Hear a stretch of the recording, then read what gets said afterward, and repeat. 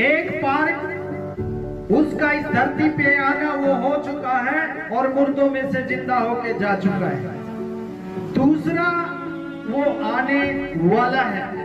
लेकिन जो पहले आगमन आया और दूसरा जो आगमन होगा, उन दोनों में अंतर है। आप अभी पहले आगमन और दूसरे आगमन के बीच में हैं। पहले आगमन में वो उद्धारकर्ता के रूप में आया। पहली बात क्या है कि उद्धारकर्ता के रूप में आया, जिसके विषय में पहले से ही भविष्यवाणियां कर दी गई थी कि एक उद्धारकर्ता जन्म लेगा। पहले आगमन का, उसके आने का क्या कारण था कि वो जगत का उद्धार करने के लिए आया। हालेलुया। दूसरा पॉइंट, वो एक बालक बन के आया देह में। यीशु उद्धारकर्ता आया और एक बालक ने जन्म लिया, वो बालक होकर आया। हालेलुया। प्रभु चाहता है अपनी परेशानियों को, बोझ को प्रभु के पास लेके आओ। क्या आप अपने बोझ को लेकर आए हैं कि मैं आज इस बोझ से फ्री होना चाहता हूँ, फ्री होना चाहती हो? तो प्रभु कहता है इसलिए तो मैं उद्धारकर्ता बनकर आया हूँ। मेरी पाप, मेरी गलती, मेरी बुरी आदतें हैं, मैं आज छोड़ना चाहता हूँ, मैं आज छोड़ना चाहती हूँ। तो आज यीशु उद्धारकर्ता आपके लिए आया है। हालेलुया। यही तो करने आया था यीशु। और कहता तुम्हारे पास या संसार में किसी के पास ऐसी कोई वस्तु नहीं है जो तुम्हारे पाप को धो सकेगी, इसलिए यीशु आया और बताया भी उसे। जो किया वो अलग है, जो सुनाया वो अलग है, लेकिन एक ही परमेश्वर की बात को उसी के बेटे ने किया और बताया, और उसी का सुसमाचार आज हम बताते हैं। प्रभु यीशु मसीह कहता है जहां मैं होऊंगा मेरा सेवक भी वही। ठीक है, उसने सेवा करके दिखाई, बीमारों को चंगा किया, सुसमाचार उसने बताया, और उसने अंधों को आंखें खोली, मुर्दों को जिलाकर उसने अपने काम को किया जो परमेश्वर ने दिया। कीमत, बलिदान मतलब कीमत चुकाने के लिए, छुटकारा देने के लिए। और छुटकारा कब होगा? जब उसकी कीमत चुकाई जाएगी। मैंने तुम्हारे लिए बलिदान दे दिया है, तुम्हारे पाप का कर्जा चुका दिया है, मैंने तुम्हारा उद्धार कर दिया। यदि आपका विश्वास है तो उद्धार होगा। दूसरे दिन उसने यीशु को अपनी ओर आते देखकर कहा, देखो यह परमेश्वर का मेमना है जो जगत का पाप उठा ले जाता है। आमीन। क्या है ये? परमेश्वर का मेमना।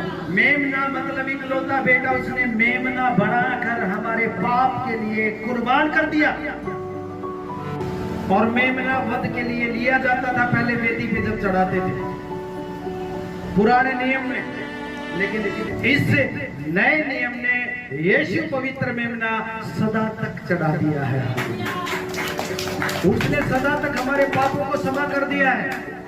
मेरे प्रिय भाई बहनों, और यदि हमारा सही उद्धार हुआ है तो आपके घर में भी सारे परिवार का प्रभु ने उद्धार कर दिया। आप प्रभु यीशु का दूसरा आगमन भी जानेंगे।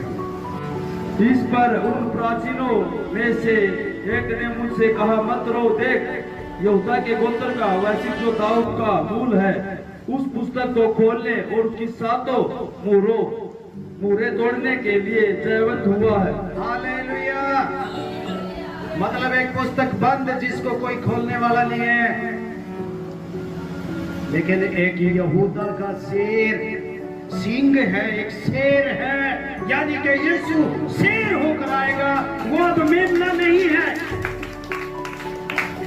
वो यीशु ही है जो आपके पहले आगमन में आया ना, जो अस्तबल में जहां पशु बांधे जाते हैं वहां जन्म लिया उसने, जिसने अपने चेलों के पैर धोए, जिसने मुंह पर थूका गया, अपनों के पास आया, उन्होंने ग्रहण नहीं किया, उन्होंने अपमानित किया, फिर भी उसने पूरे जगत के लिए बलिदान दिया। वही फिर ऐसा आगमन नहीं आएगा, ऐसा आएगा वो शेर की तरह, क्योंकि अभी सारी कुंजियां उसके हाथ में, अधिकार उसके हाथ में। दूसरा आगमन होगा तो न्याय ही होगा। इसलिए आज हमारे पास सौभाग्य है ना, बदलने मत, पश्चाताप करना चाहिए कि नहीं करना चाहिए? हा? क्या पहले आगमन की आधी अधूरी कहानी को छोड़ के बस खुश हो जाए कि वो मेरे लिए मारा गया, गाड़ा गया, तीसरे दिन जो उठा, बस इतना ही होगा? उसने सुनाया क्या है, शब्द क्या है उसके? मन फिराओ, स्वर्ग का राज्य निकट आया है, और न्याय का सुसमाचार सुना है। शैतान को फूंक मार के मार देगा यीशु मसीह, वो सामर्थ्य है उसके पास। लेकिन आज इसलिए नहीं कहता है क्योंकि अभी तक समय है, सभी लोगों के ऊपर गवाही होना बाकी है। जिस दिन गवाही हो गई, एक पल नहीं लगाएगा प्रभु, तुरंत आ जाएगा वो न्याय करने, जिसे वह ठीक समय पर दिखाएगा, जो परम धन्य है और एकमात्र अधिपति और राजाओं का राजा, प्रभुओं का प्रभु है और राजाओं का राजा। फिर किसकी चलेगी? सिगिन परमेश्वर को छोड़ के किसी की नहीं चलेगी, क्योंकि राजाओं के ऊपर तो वो राजा है, प्रभुओं के ऊपर वो प्रभु है। तो दूसरा प्रभु कौन है जो बचा लेगा? क्योंकि बलिदान जिसने दिया है, कीमत जिसने चुकाई है, अधिकार भी उसी के पास है, और वो बब्बर शेर होकर आएगा। अब वो मेमना नहीं है, बलिदान होने के लिए आएगा, वो राजाओं का राजा बनकर आएगा, वो प्रभुओं का प्रभु होकर आएगा। हालेलुया। दूसरा आगमन की बात मैं आपको बता रहा हूं। पहले आगमन में वो खुद आया बलिदान होने के लिए, हमारे पापों की क्षमा के लिए, और हमें एक न्याय का सुसमाचार बताने के लिए। दूसरे आगमन में वो किस प्रकार से आएगा न्याय करने के लिए?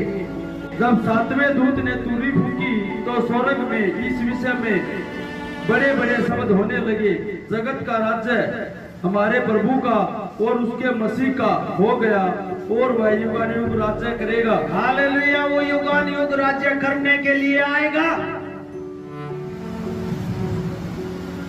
जब तुरियां फूकी जाएंगी, तो ये जब तुरही फूकी जाएगी, उस समय सब कुछ यीशु के पास दे दिया जाएगा राज्य करने के लिए। और फिर उसके राज्य में कौन लोग रहेंगे?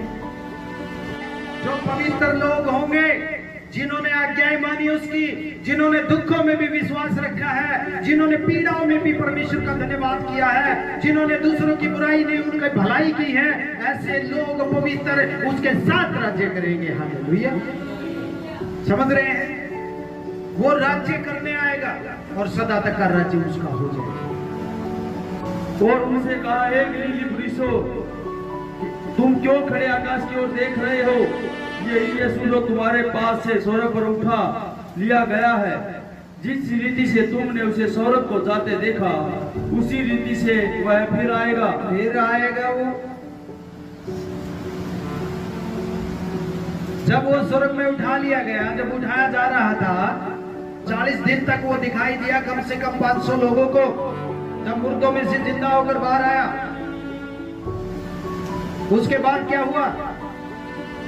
जब वो स्वर्ग उठाया गया तो कहता है कि क्या देख रहे हो? जिस रीति से मुर्दों में से जिंदा होकर स्वर्ग में जा रहा है, उसी रीति से वो स्वर्ग से आएगा। किस लिए आएगा? शेर होकर, राजाओं का राजा होकर, और खुद राज्य करने के लिए। और चौथी बात है, न्याय करने के लिए। हालेलुया। सब कुछ सुना गया।